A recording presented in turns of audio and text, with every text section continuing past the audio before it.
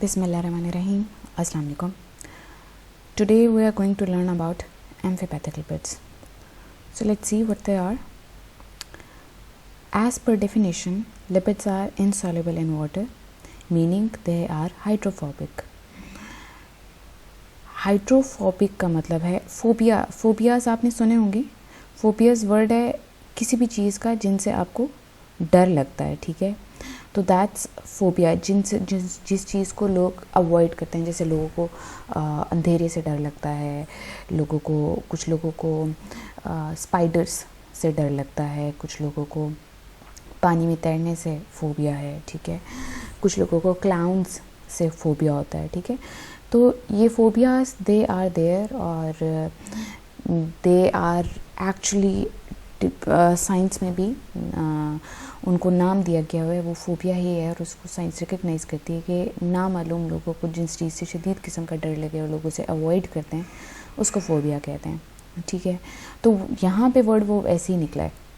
Hydro meaning water, ठीक है. Hydration कर देना, ठीक है, वाटर. और या हाइड्रोजन ऐड कर देना, ठीक है.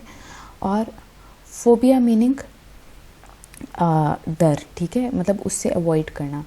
तो लिपिड्स क्या होते हैं? इनसॉल्युबल होते हैं, हाइड्रोफोबिक होते हैं. पानी से डर लगता है, पानी से मिलते नहीं हैं, ठीक है. तो this is primarily due to the predominant presence of hydrocarbon group. ऐसा क्यों है? क्योंकि लिपिड्स के अंदर होता है हाइड्रोकार्बन ग्रुप, ठीक है. तो हाइड्रोकार्बन ग्रुप की प्रेजेंस की वजह से वो जो है, मतलब वो जो हाइड्रोकार्बन चेन है फैटी एसिड्स की, ठीक है, उनकी प्रेजेंस की वजह से lipids are insoluble in water. However some of the lipids possess polar और hydrophilic groups which tend to be soluble in water. अब क्या होता है, जैसे मैंने आपको बताया था कि कई ग्रुप्स होते हैं जो फैटी एसिड्स के साथ अटैच हो जाते हैं या आपके लिपिड्स के ग्रुप में अटैच हो जाते हैं, जैसे ग्लाइसरोल के ऊपर अटैच हो जाएंगे, ठीक है. तो वो जो ग्रुप्स होते हैं वो अक्सर औकात इस तरह के होते हैं जो हाइड्रोफिलिक हों या पोलर ग्रुप्स हों, क्योंकि नॉर्मली आपकी जो लिपिड्स हैं they are non charged groups, neutral होती हैं, ठीक है. तो कुछ ग्रुप्स इस तरह के अटैच हो जाते हैं जो पोलर होते हैं या हाइड्रोफिलिक होते हैं, ठीक है. तो उनके पोलर या हाइड्रोफिलिक का मतलब होता है, फिलिक मतलब अटैचमेंट, ठीक है, अटैच होना. तो वो जो है उनको पानी पसंद होता है, वो पानी के साथ सॉल्युबल हो जाते हैं. तो इसकी वजह से क्या होता है कि वो पानी में मिल जाते हैं. तो क्या होगा कि अगर लिपिड्स उनके साथ अटैच होंगे तो वो मिक्स्ड स्टेट में आपके आ जाते होते हैं. अच्छा, molecules which contain both hydrophobic and hydrophilic groups are known as amphipathic lipids और amphipathic. Amphi meaning both, pathos meaning passion, ठीक है. बोथ पैशंस, अगर हम पैशन की बात करते हैं या हम अगर पैशन को कभी किसी साइंस की टर्म में यूज़ कर रहे होते हैं तो पैशन का मतलब होता है एक सब्जेक्ट, एक ग्रुप, एक टर्म, ठीक है. और यहाँ पे पैशन का मीनिंग है कि वो मॉलिक्यूल्स जो हाइड्रोफोबिक भी हों और हाइड्रोफिलिक भी हों, ठीक है. अच्छा, एम्फी मीनिंग बोथ. एम्फी देखिए, आपने वर्ड सुना होगा एनिमल डिक्शनरी में एम्फीबियंस का. एम्फीबियंस मीनिंग बोथ, जो लैंड पे भी रह लें और पानी पे भी रह लें. जैसे आपकी क्रोकोडाइल्स हैं, जैसे आपके टर्टल्स हैं, ठीक है, तो दे आर एम्फीबियंस. जैसे आपके सील्स हैं, तो ये सब के सब. तो यहाँ पे एम्फी मीनिंग बोथ, ठीक है. तो अब आपके एम्फीपैथिक लिपिड्स कौन से हैं? ये वो लिपिड्स हैं जो पानी में भी सॉल्युबल हो जाते हैं, और मतलब ये वो लिपिड्स हैं जिनमें दोनों तरह के ग्रुप्स हैं कि आधे ग्रुप्स पानी में सॉल्युबल नहीं होते और आधे ग्रुप्स पानी में सॉल्युबल हो जाते हैं, ठीक है. तो और ये नॉर्मली पानी में लिपिड्स क्यों नहीं सॉल्युबल होते? क्योंकि उनके अंदर हाइड्रोकार्बन ग्रुप्स होते हैं. दिस कॉन्सेप्ट ये आपका जो है टेस्ट में या आपके कॉन्सेप्ट्स में या एमसीक्यूज बन सकते हैं. अच्छा, एग्जांपल्स ऑफ एम्फीपैथिक लिपिड्स. तो एग्जांपल्स में आते हैं fatty acids, phospholipids, sphingolipids, bile salts and cholesterol to some extent. Phospholipids have a hydrophilic head, ठीक है, एक उनका हाइड्रोफिलिक हेड होता है। कैसे होता है? फॉस्फोलिपिड्स में जो हाइड्रोफिलिक हेड होता है वो होता है फॉस्फेट ग्रुप, जो कि हमारी बेस के साथ अटैच हुआ होता है, कोलिन के साथ अटैच हुआ होता है, या इथेनोलमाइन या इनोसिटोल के साथ अटैच हुआ होता है। तो ये वाला जो एंड होगा फॉस्फोलिपिड्स का वो हाइड्रोफिलिक एंड होता है, और इसके साथ में एक बहुत लॉन्ग हाइड्रोफोबिक टेल होती है। इसका मतलब ये इस तरीके की शक्ल में होते हैं। ये हाइड्रोफिलिक एंड होता है, और ये जो नीचे टेल होती है ये सारी की सारी हाइड्रोफोबिक टेल होती है, ठीक है। तो the general structure of amphipathic lipid में बी रिप्रेजेंटेड एज पोलर और hydrophilic head with non polar और हाइड्रोफोबिक टेल।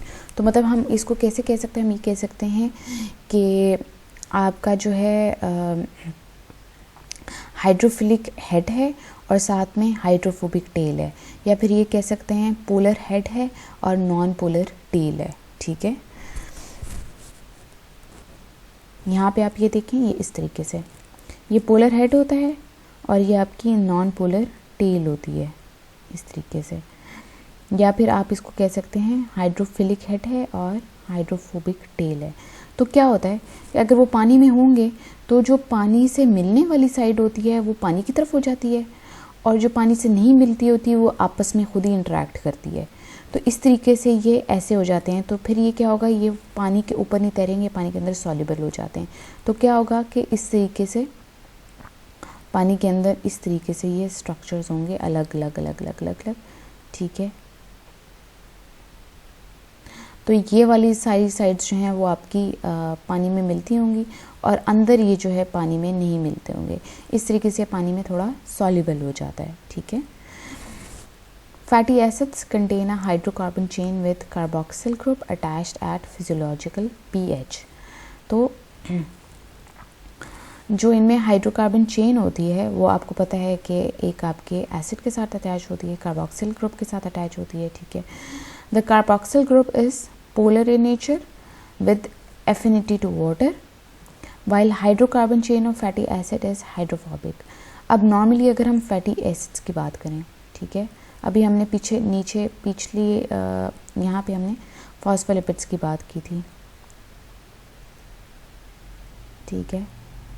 अब अगर हम फैटी एसिड्स की बात करें, ठीक है, तो उसमें क्या होता है कि फैटी एसिड्स नॉर्मली आप कैसे होते हैं ना, एक तरफ आपका मिथाइल एंड होता है, ठीक है, जो जिसके तीनों साइड पे आपके हाइड्रोजन्स अटैच होते हैं, बीच में आपकी चेन होती है, ठीक है, और यहाँ पे आपका COOH अटैच होता है जो कि आपका कार्बोक्सिल ग्रुप है, ठीक है, या एसिड ग्रुप है। तो नॉर्मली क्या होता है, ये वाली साइड होती है, एसिड ग्रुप वाली साइड होती है, ठीक है, ये इसकी एफिनिटी होती है पानी के साथ, बल्कि जबकि ये हाइड्रोकार्बन चेन और ये मिथाइल एंड इसकी पानी के साथ एफिनिटी नहीं होती, ठीक है।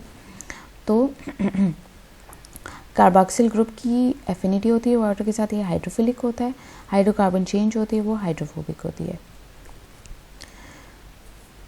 तो आप यहाँ पे देखें, ये फॉस्फोलिपिड का स्ट्रक्चर है, this is for your understanding. ये आपका जो है ग्लाइसरोल के साथ आपका फॉस्फेट ग्रुप अटैच हुआ हुआ है, ये बाकी ग्रुप्स अटैच हुए हैं, और ये आपके जो हैं ये साथ में फैटी एसिड्स की जो है लॉन्ग चेन है जो अटैच्ड है, ठीक है। तो ये आपकी जो है वाटर सॉल्युबल नहीं होगी और ये आपकी वाटर सॉल्युबल होती है, ठीक है।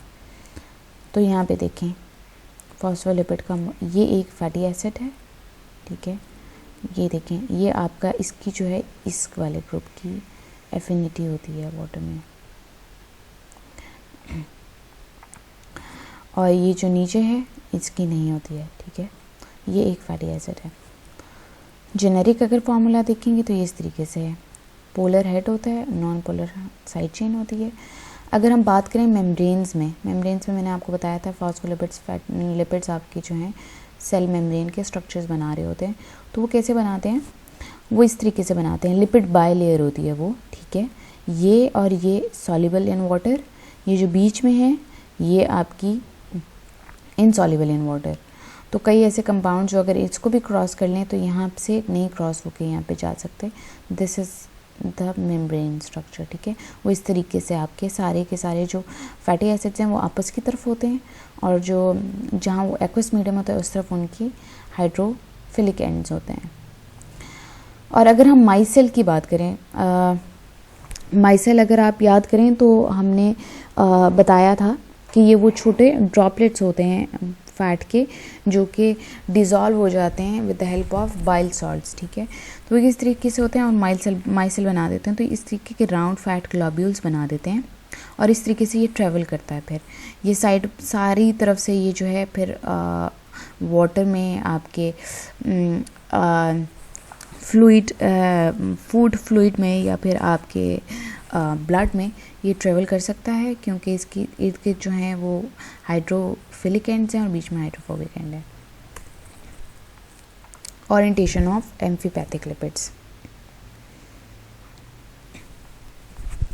When the amphipathic lipids are mixed in water, aqueous phase, the polar groups or heads orient themselves toward aqueous phase, while non-polar tails orient themselves toward opposite directions. तो ये मैंने अभी आपको बता दिया, पिक्चर में समझा दिया है कि अगर पानी में सॉल्युबल होंगे तो ये इस तरीके से हो जाएंगे या इस तरीके से हो जाएंगे, नॉर्मली इस तरीके से हो जाते हैं, ठीक है, कि टेल्स आपस की तरफ हो जाती हैं और हेड्स जो हैं वो पानी की तरफ हो जाते हैं, और इसको हम माइसेल फॉर्मेशन भी कहते हैं, ठीक है, जो भी अपना हमने आपको दिखा दिया। Micelles are primarily molecular aggregates of amphipathic lipids. Micelle formation facilitated by bile salts is very important for lipid digestion and absorption, ठीक है, वो मैं अभी आपको समझा चुकी हुई हूँ। अब आप ज़रा मेम्ब्रेन बाइलेयर्स को भी देख लें। In case of biological membranes, a bilayer of lipids is formed orienting the polar heads to the outer face on the either side and the non-polar tears in the interior. The formation of lipid bilayer is the basis of membrane structure. तो simple इन्होंने बात की है कि जितने भी biological membranes हैं उनमें जो वो मेम्ब्रेन्स होती हैं बाइलेयर की, तो बाइलेयर का मतलब होता है 2 लेयर्स। देखिए आपने यहाँ पे देखा है ये 2 लेयर्स हैं, एक ये है और एक ये है, ठीक है। बाइलेयर की फॉर्म में इसीलिए होती हैं क्योंकि उन्हें लिपिड का बनना होता है। तो जो है आपकी जो नॉन एक्वस साइड होती है या नॉन आपकी जो है पोलर साइड होती है वो आपस में होती है, और बाहर वाली जो है वो इस तरीके से, ताकि वो सस्पेंडेड स्टेट में रहें। तो इस तरीके से आपकी लिपिड बाइलेयर बनती है, ठीक है। तो इसमें लिपोसोम्स का भी एक फंक्शन है। They are produced when amphipathic lipids in aqueous medium are subjected to sonification. They have intermittent aqueous phases in the lipid bilayer. Liposomes, in combination with specific tissue antigens, are used as carriers of drugs to target tissues. तो ये जो आपके सबसे पहले तो आपके जो amphipathic lipids हैं, ठीक है, एक्वस मीडियम में वो सोनिफिकेशन से गुजरते हैं। सोनिफिकेशन नॉर्मली आपका एक प्रोसेस है। It's actually sonification is actually the process of producing sound, non Audible sound, कोई स्पीच नहीं होती उसकी, but it's a sound, it's an audio, ठीक है। तो उससे होता क्या है कि जो लिपिड्स होते हैं वो अपने आप को ओरिएंट इस तरीके से कर लेते हैं कि इस तरीके से, मतलब लिपिड बाइलेयर को आप जहन में रखें और लिपिड बाइलेयर अगर आपकी राउंड हो जाए, ठीक है। अब इसमें ये जो सारे के सारे हेड्स होंगे ये एक्वस मीडियम के होते हैं, ठीक है, और इधर भी हेड्स आपके एक्वस मीडियम में होंगे, और ये फिर अंदर सारी की सारी टेल्स होती हैं जो आपकी हाइड्रोफिलिक होती हैं, ठीक है, और इनके अंदर आपके जो हैं ड्रग्स होते हैं। और ये जो लिपोसोम्स हैं इनका नॉर्मली फंक्शन है ही ये कि ये ड्रग्स को टारगेट टिश्यूज़ पे लेके जाते हैं। अच्छा, इनके ना यहाँ पे स्पेसिफिक एंटीजेंस होते हैं। अब एंटीजेंस का काम क्या होता है?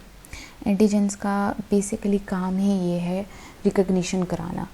एंटीजेंस बताते हैं मैं क्या हूँ, और एंटीजेंस ही जाके लोकेट करते हैं कि अगला एंटीजन उनके जैसा एंटीजन कैसे है। ठीक है, फॉर एग्जांपल यहाँ पे एंटीजन इस शेप का है और पूरी बॉडी में एक टारगेट टिश्यू जिसकी ऊपर एंटीजन्स इस शेप के लगे होंगे, ये एंटीजन्स वहाँ जाके लग जाते हैं। ठीक है, इसी तरीके से सारी ट्रांसपोर्टेशन होती है और ट्रांसपोर्ट व्हीकल्स को पता होता है कि उन्होंने कहाँ जाना है, न्यूट्रिएंट गलत जगह पे नहीं पहुँचाना। तो ड्रग्स जो होते हैं, हम कहते हैं कि ड्रग्स कैसे पहुँचते हैं टारगेट टिश्यूज़ पे। हमारे तो वहाँ पे दर्द थी और हमने ड्रग लिया, ड्रग तो पूरे ब्लड में जाता है, तो उसको कैसे पता चला कि उसने वहीं पर जाके ठीक करना है।